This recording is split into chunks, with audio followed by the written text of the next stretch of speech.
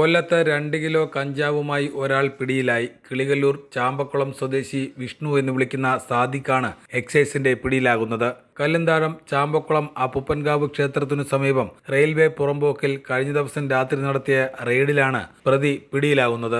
അറസ്റ്റിലായ സാദിഖിനെതിരെ NDPS കേസെടുത്തു. തമിഴ്നാട്ടിൽ നിന്നും വൻതോതിൽ കഞ്ചാവ് ഇറക്കുമതി ചെയ്ത് സമീപ പ്രദേശങ്ങളിൽ വിൽപ്പന നടത്തി വരികയായിരുന്നു. കഞ്ചാവ് എത്തിക്കുന്നതിനായി സാദിഖ് ഉപയോഗിച്ച ഥാർ ജീപ്പും കസ്റ്റഡിയിലെടുത്തു. ഇയാളെക്കുറിച്ച് നിരവധി പരാതികൾ ലഭിച്ചതിന്റെ അടിസ്ഥാനത്തിലാണ് ഈ പ്രദേശത്ത് പരിശോധന നടത്തിയത്. നിരവധി NDPS കേസുകളിൽ പ്രതിയാണ് പിടിയിലായ സാദിഖ്. കൊല്ലം എക്സൈസ് റേഞ്ച് ഓഫീസിലെ എക്സൈസ് ഇൻസ്പെക്ടർ P. ശങ്കറിന്റെ നേതൃത്വത്തിൽ നടത്തിയ പരിശോധനയിൽ assistant excise inspector grade Vinod RG, preventive officer grade Jyothi TR, Shefeeq B, civil excise ഓഫീസർമാരായ ആസിഫ്, ഗോകുൽ, ഉണ്ണികൃഷ്ണൻ, വനിതാ civil excise officer Beena, preventive officer Anilkumar എന്നിവർ പങ്കെടുത്തു.